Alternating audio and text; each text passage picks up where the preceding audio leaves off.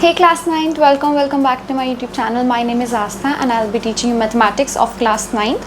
So आज हम आपको पता होगा कि हम कर रहे थे chapter 1 that is orienting yourself और हम मुझे आज उसका पार्ट नंबर 4 करने वाले हैं which is I will teach you after the exercise 1.2. मैंने आपको एक्सरसाइज 1.2 तक पढ़ा दिया था और उसके बाद का हम अब कंटिन्यू करने वाले हैं. ठीक है, सो लेट्स बिगिन. चलो तो पहले अब मैंने एक्सरसाइज 1.2 वाला हटा देते हैं. ओके, सुनाओ अब हम क्या पढ़ने वाले हैं. डिस्टेंस बिटवीन टू पॉइंट्स कह लो या आप कोऑर्डिनेट्स कह लो, it means the same. Cause coordinates को ही हम पॉइंट्स कह देते हैं क्योंकि पॉइंट्स के ही कोऑर्डिनेट्स डिफाइन होते हैं. ठीक है, अब आप ये सुनो पहले मेरी बात, आप ये लिख के रख लो. मतलब like I am guaranteeing it 100%. अगर आपका ये सिलेबस में आ रहा है ये चैप्टर तो ये वाला क्वेश्चन 110% आएगा इस टॉपिक से. मतलब बिल्कुल ही इम्पॉर्टेंट है ये टॉपिक. ठीक है, इस चैप्टर में अब देखो जैसे क्या करना है इसमें. पहले तो आपका बेसिक चीज़ तो समझ आई गई होगी. ये है आपका एक्स एक्सिस, ये है आपका वाई एक्सिस और ये है आपका ओरिजिन. ठीक है, अब मैंने सपोज़ इसके अंदर आपको कोई भी 2 पॉइंट दिए. जैसे मैंने आपको ये ए पॉइंट दिया विच इज़ 2,5 और मैंने आपको ये एक और रैंडम पॉइंट दे दिया बी विच इज़ 5,4.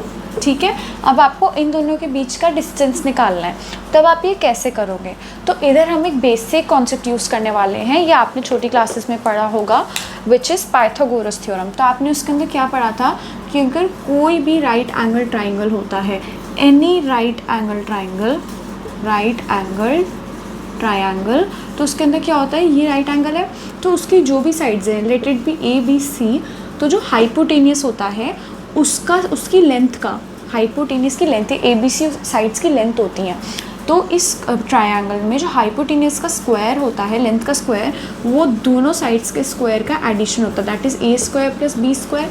ठीक है, हम यही चीज़ यहाँ यूज़ करने वाले हैं.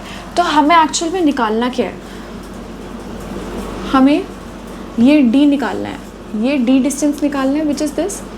ठीक है, तो अब हम क्या यूज़ करते हैं, हम यहाँ पे इस चीज़ का, इस एंगल का, मतलब हम लोग इस कंसेप्ट का यूज़ करते हैं. तो हम क्या करते हैं, हम यहाँ पे एक राइट एंगल ट्राइंगल बनाते हैं. ये मैं आपको ये मैं लिख देती हूँ कि ये मैं आपको भी डेरिवेशन सिखा रही हूँ फॉर्मूला का. ठीक है, अगर ये एग्ज़ाम में डेरिवेशन आए तो कर देना, ना आए तो वेल एंड गुड, फिर तो आसानी हो गया.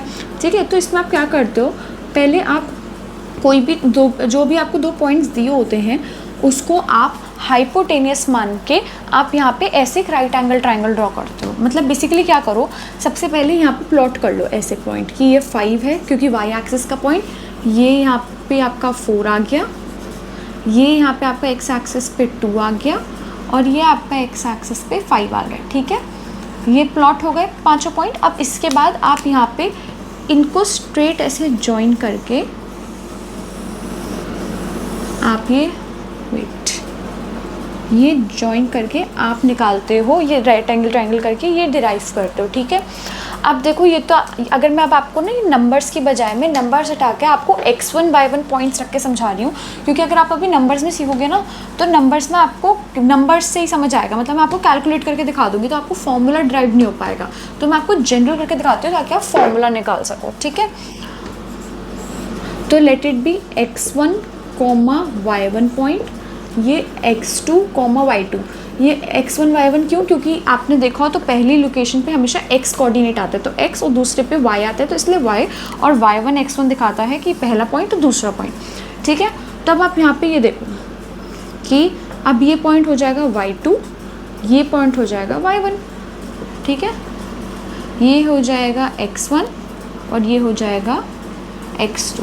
ठीक है, अब देखो ये वाली, अब आपको d चाहिए यानी हमें ये हाइपोटेनियस चाहिए, तो पहले हमें b की वैल्यू और a की वैल्यू कैलकुलेट करनी होगी ताकि आप a square plus b square लगा सको. ठीक है, तो हम ये d कैलकुलेट करने के लिए हमें इसकी 2 साइड्स चाहिए, है ना.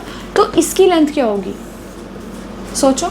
ये लेंथ है x1, ये लेंथ है x2, तो ये वाली लेंथ कितनी होगी, सोचो.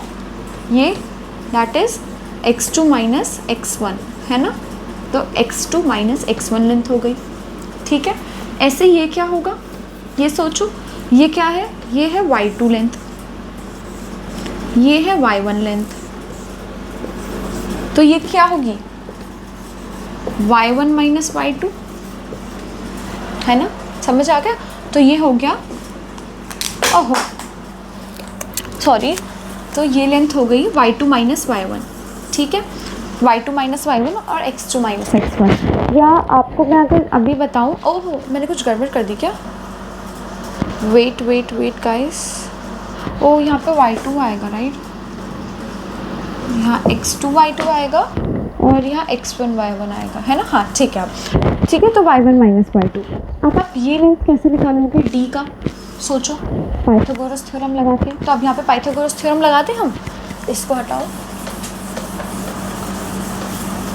तो अब यहाँ पे आपकी जो a की वैल्यू है, यानी वो पाइथागोरस में जो ए बी सी बनाया था, a की वैल्यू ये रही और b की वैल्यू ये रही, ठीक है। तो अब हमें d निकालना है, तो d का स्क्वायर इक्वल्स टू दोनों साइड्स का square, that is x2 minus x1 का whole square plus y2 minus y1 का होल स्क्वायर।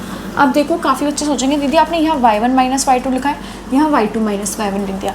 तो ये बात आपको पता होगा कि -3 का स्क्वायर जैसे होता है वो 3 के स्क्वायर के बराबर होता है। तो यहाँ पे मैंने क्या करा, मैंने पहले यहाँ पे तो मैंने y1 माइनस y2 निकाला, ठीक है, इसकी बजाय मैंने यहाँ पे y2 माइनस, यानी मैंने इसका माइनस कर दिया, तो y2 माइनस y1 आ गया, और फिर मैंने इसका स्क्वायर करा। मतलब अभी को समझाती हूँ कि अब देखो इसका मतलब ये है कि अगर आप सेम नंबर लो और उस सेम नंबर के नेगेटिव का स्क्वायर करो या उसका स्क्वायर करो, वैल्यू सेम ही आती है। तो यानी मैं y1 माइनस y2 का स्क्वायर करूँ या y2 माइनस y1 का स्क्वायर करूँ, इन दोनों मतलब इसका स्क्वायर या इसका स्क्वायर वैल्यू सेम ही आएगी। ऐसा क्यों है, क्योंकि एक्चुअल में जो y2 माइनस y1 है इसका मतलब क्या होगा कि -1 multiply by y1 minus y2, ये इसका मतलब होगा, है ना। और अगर मैंने दोनों साइड स्क्वायर कर दिया तो दोनों साइड स्क्वायर करने से होगा, ये आ जाएगा y2 माइनस y1 का होल स्क्वायर इक्वल्स टू, यहाँ पे दोनों मल्टीप्लाई में है तो -1 का square into y1 minus y2 का स्क्वायर, ठीक है। और -1 का स्क्वायर क्या होता है 1, तो इसका वैल्यू क्या होगी 1, और 1 इंटू एनीथिंग वही चीज़ आती है। तो इससे क्या प्रूफ हो गया, y2 माइनस y1 का whole square equals to y1 minus y2 का होल स्क्वायर, ठीक है। ये चीज़ बेसिक है, मैंने यही वाली चीज़ समझ आ गया। अब यही चीज़ मैंने इधर यूज़ करी है और हम यही चीज़ लगाएंगे, ओके वेट,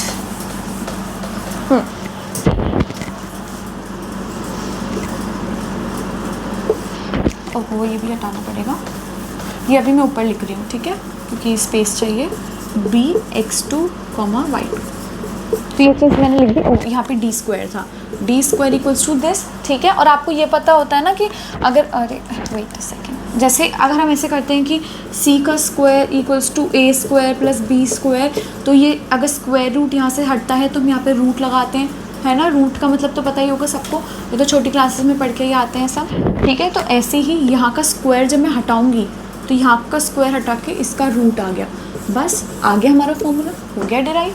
तो क्या हुआ कि यहाँ पे जो ये लेंथ होती है, यानी ये डी लेंथ, यानी दोनों पॉइंट्स के बीच का डिस्टेंस की वैल्यू होती है x2 minus x1 plus y2 minus y1 का स्क्वायर। यानी कि अगर, रुको मैं आपको एग्जांपल देती हूँ, जैसे ये हो गया, ठीक है, ये समझ गए ना, अभी फॉर्मूले से समझो।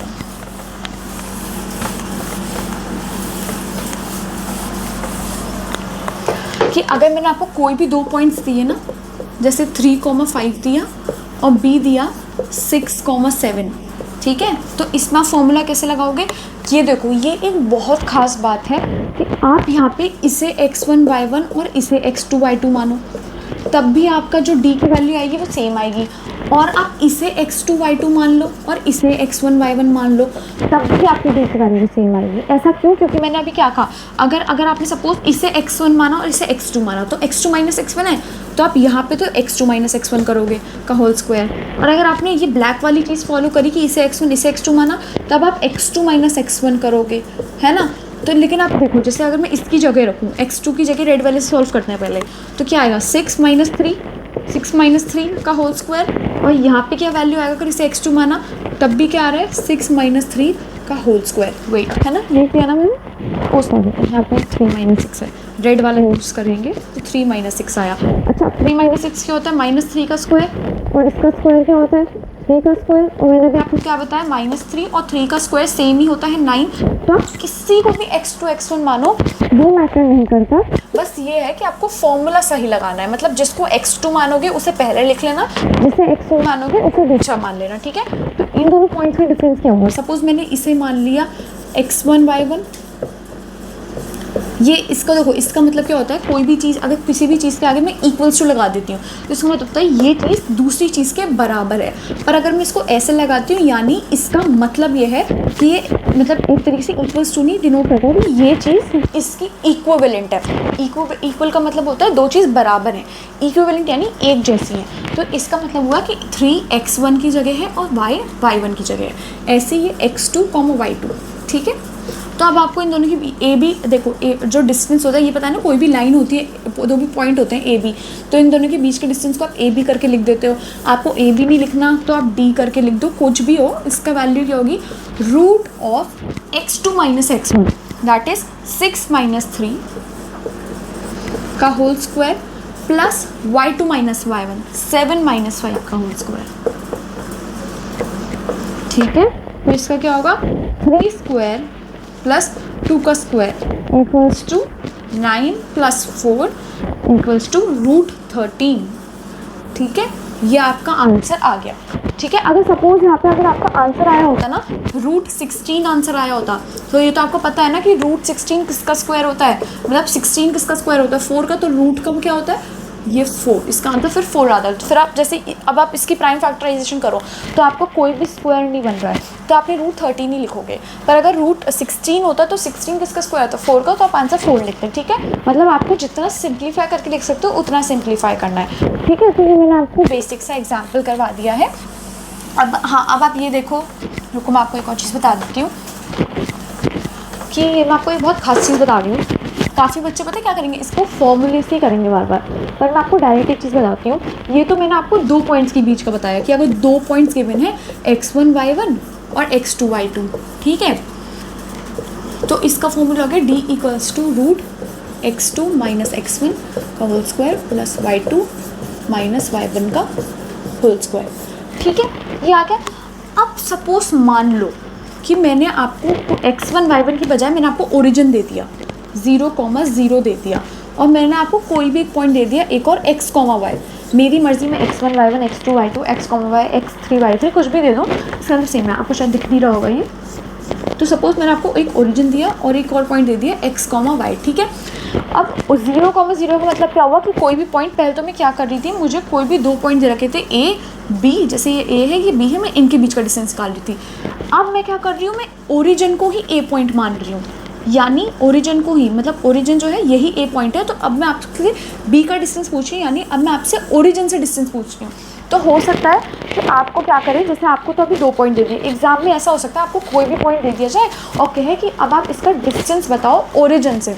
तो ओरिजिन से डिस्टेंस क्या हुआ, बस इधर x1 y1 की बजाय एक पॉइंट 0,0 हो गया और दूसरा जो भी आपको पॉइंट जिसका निकालना है वो हो गया। समझ गए ना? मतलब अगर आपको कोई भी 2 पॉइंट दिए हो तो आप ये लगाओ, अगर आपको ओरिजिन से डिस्टेंस निकालना हो तो आप x1 y1 की बजाय 0,0 ले लो, वो तो पहला पॉइंट हो जाएगा, दूसरा पॉइंट हो जाएगा। तो यहाँ पे देखो आप फॉर्मूला क्या लगाओगे, d इक्वल्स टू, इसे x2 मान लो, इसे x1 मान लो, तो x माइनस 0 क्या होता है x, तो इसका होल स्क्वायर, और y2 minus y1 that is y minus 0 का होल स्क्वायर, y का स्क्वायर। तो अब यहाँ से आपको क्या मिला कि अगर आपको कोई भी 2 पॉइंट के बीच का डिस्टेंस निकालना हो तो ये फॉर्मूला लगा दो, पर अगर आपको ओरिजिन से डिस्टेंस निकालना हो ना तो आप ये भी लगा सकते हो, बिल्कुल सही है। पर वही कि आपको जल्दी कैलकुलेट करना होता है ना, एग्जाम में आपको टाइम नहीं मिलता, तो आप डायरेक्ट यही फॉर्मूला लगा दो। इसका मतलब क्या है कि अगर मुझे ओरिजिन से किसी पॉइंट का डिस्टेंस निकालना है, उसके x कोऑर्डिनेट का स्क्वायर कर दो, उसके अंदर उसके y कोऑर्डिनेट का स्क्वायर कर दो और इनका रूट लगा दो, आंसर आ गया। कैसे? अगर सपोज मैंने आपको यहाँ पे जैसे पहले एग्जाम्पल क्या दिया था, सपोज मैं मान लो आपसे कहूँ 2,4 और 5,6 का बीच का डिस्टेंस निकालो, तो आप पहले क्या करोगे, जल्दी बताओ, आंसर लिखो 1 2 3 4 5, ठीक है। जिसका आगे वेरी गुड। अब समझो जल्दी जल्दी कैलकुलेट करते हैं। अपने ये चीज़ें, कुछ चीज़ें ना अपना मन में करा करो, हर चीज़ लिखने की नहीं होती है। जैसे कुछ बच्चे क्या करेंगे, ऐसे लिखेंगे 5 माइनस 2 का होल स्क्वायर प्लस 6 माइनस 4 का होल स्क्वायर का रूट, ऐसे करके फिर आगे बहुत लंबा समय, इतनी छोटी छोटी कैलकुलेशन 2 सेकंड में करो। 5 माइनस 2 क्या होता है 3, तो 3 का स्क्वायर प्लस 6 माइनस 4 क्या होता है 2 प्लस 2 का स्क्वायर, ये आ गया आपका √13 आंसर। ठीक है, अगर सपोज मैं इसकी बजाय कह दूं कि आप मुझे इस पॉइंट का ओरिजिन से डिस्टेंस बताओ, ओरिजिन से डिस्टेंस क्या होता है 0,0, यानी आपका पहला पॉइंट 0,0 है। जैसे यहाँ पे 2,4 था, ये तो मैंने कहा ए और बी के बीच का डिस्टेंस निकालो। अब मैंने कहा ओरिजिन और बी के बीच का डिस्टेंस निकालो, तो ओरिजिन के कोऑर्डिनेट्स क्या होते हैं 0,0 और बी के कोऑर्डिनेट्स 5,6। तो ये x2 y1 करा ना, जैसे हमने यहाँ पे x2 y1 मत करो, सोचो भी मत, यहाँ क्या करो x कोऑर्डिनेट लो, उसका स्क्वायर करो, दैट इज 5 का स्क्वायर, और y कोऑर्डिनेट उसको स्क्वायर करो यानी 6 का स्क्वायर, और रूट लगा दो। क्या हुआ 25 प्लस 36 क्या आया √61, √61, बस आंसर आ गया। कुछ बच्चे ऐसे भी, इसमें भी ऐसे करेंगे 5 माइनस 0 का होल स्क्वायर प्लस 6 माइनस 0 का होल स्क्वायर। क्यों करना है भाई, जल्दी करनी होती कैलकुलेशन। ठीक है, तो अब आज के लिए मैं अभी आपको इस पार्ट में इतने पढ़ा रही हूँ, क्योंकि अब यहाँ पे मैंने आपको जो भी नेक्स्ट एक्सरसाइज है, आपकी जो फाइनल एक्सरसाइज है चैप्टर की, उससे पहले का टॉपिक बस इतना ही था, बस इतनी ही थ्योरी थी। जिसको ये समझ आ गया ना, उसको समझ आ चुका होगा, मतलब जो आगे की एक्सरसाइज होगी वो सॉल्व कर लेगा। ठीक है, तो अब बस आपको इतना ही चीज़ समझनी थी। मेन है, अगर आपको डेरिवेशन देखो आनी चाहिए, नहीं आई पीछे जाओ दोबारा समझो। पर ये डेरिवेशन ऐसी चीज़ है कि अगर आपको इस समय याद नहीं हुई ना, कोई प्रॉब्लम नहीं है, पर अगर हो तो अच्छी बात है।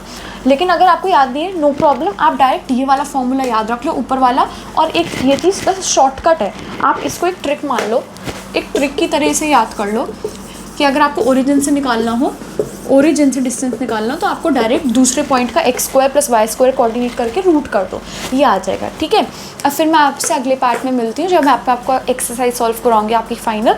तब तक के लिए इसे रिवाइज़ करो, और सारे जो आपने पिछले वीडियोज़ हैं उनको भी अच्छे से याद करके रिवाइज़ करके रखो, ताकि एग्जाम के लिए आप हमेशा रेडी रहो। ठीक है, चलो फिर आपको नेक्स्ट पार्ट में मिलती हूँ, बाय बाय।